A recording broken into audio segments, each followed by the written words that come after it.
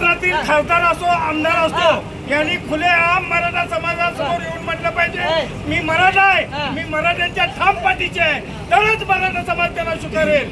नाहीतर पाठीमागे थांबवून मी मराठा तुमच्या पाठीचे आहे असं बोलणाऱ्याची गय अजिबात केली जाणार नाही. आणि येणाऱ्या काळामध्ये मनोज जरांगे दादा सांगतील तेच धोरण आणि जे बांधतील तेच धोरण.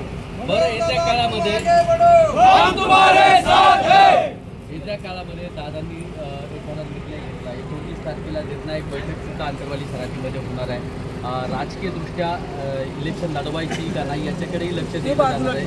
आणि पण जर दादांनी निर्णय घेतला, सर्वसामान्यांचा एखादा उमेदवार दिला तर सांगलीकर त्यांच्या पाठीशी उभे असतील. सांगलीकर त्यांच्या पाठीशी ठामपणे उभा आहेत. महाराष्ट्रामध्ये सांगली जिल्ह्यामध्ये तिसंगी आणि कुच्चीमध्ये प्रथम साखळी उपोषण झालं आणि प्रथम नेत्यांना गावबंदीचा ठराव झाला. आज गेले महिना झाला आम्ही सांगलीच्या रॅलीसाठी जनजागृती करत आहेत. कवठेमंकाळ तालुक्यातील असो, जत तालुक्यातील असो, प्रत्येक गावोगाव पोहोचलेलो आहोत आणि प्रत्येक गावातील सांगली जिल्ह्यातील लोकांची ठाम भूमिका झालेली आहे. येणाऱ्या काळामध्ये मनोज जरांगे दादा जो काही निर्णय घेतील त्याच्या ठाम पाठीशी राहण्याचा निर्णय सकल मराठा समाज, अखंड मराठा समाज यांनी सांगली जिल्ह्यामध्ये घेतलेला आहे. बरं, सांगली जिल्ह्यातल्या मराठा समाजाने निर्णय घेतलाय असंही बोललं जात होतं की मराठवाड्यामध्ये जी आरक्षणाची धाग आहे ती सांगली जिल्ह्यात पाहायला मिळेल का नाही किंवा पश्चिम महाराष्ट्रामध्ये पाहायला मिळेल का नाही. आता पश्चिम महाराष्ट्रातला मराठा समाज एकवटलेला आहे, तर काय सांगाल तुम्ही? म्हणजे जसं मराठवाड्यामध्ये आहे वातावरण तसंच सांगली पश्चिम महाराष्ट्रात आहे का? वस्तुस्थिती साहेब अशी आहे की ज्या वेळेला या महाराष्ट्राच्या इतिहासात नोंद आहे की पश्चिम महाराष्ट्र एकदा पेटला की परत तो विजवता कोणालाही विजू शकत नाही. आणि एकदा पश्चिम महाराष्ट्र पेटला की त्याचा निर्णय हा होतोच. हा महाराष्ट्राचा पूर्वज इतिहास आहे. अनेक मंत्री संत्री आमच्या जिल्ह्यात होऊन गेलेले आहेत. त्यांना सुद्धा माहिती आहे, त्यांनी महाराष्ट्राचं नाव रोशन केलं. पण या पश्चिम महाराष्ट्रात काय करू शकतं?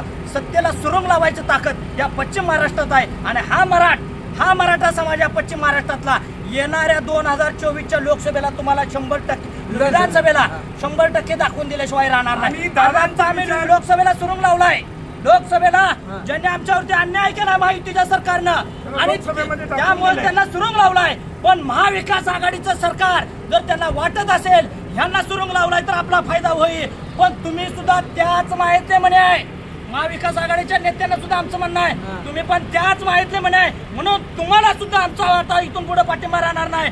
जरांगे पाटील साहेबांचा जो उमेदवार असेल तो दगड उभा करा. तो पहिली शिकलेला असू दे किंवा ग्रॅज्युएशन झालेलं किंवा असू दे किंवा पदवीधर असू दे, त्याच्याच पाठीमागे आम्ही ठामपणे इथून पुढच्या काळामध्ये उभा राहणार आहे. आणि त्यालाच विधान भवन बघायला येणाऱ्या काळात 2024ला मिळणार आहे. एवढं आम्ही खात्रीनिशी सांगतो. आम्ही पदरच्या भाकरी खाऊ, आम्ही रात्री 12-1 वाजेपर्यंत त्यांचा प्रचार करू. पण आम्ही जरांगे पाटील साहेब सांगतील त्याच पद्धतीने इथून पुढच्या काळामध्ये विधानसभेला काम करणार आहे. एवढं आमची भूमिका आहे. बरं, ज्या पद्धतीनं मराठवाड्यातून राजमाता जिजाऊ आल्या, जिजाऊ म्हणजे छत्रपती शिवराय मराठा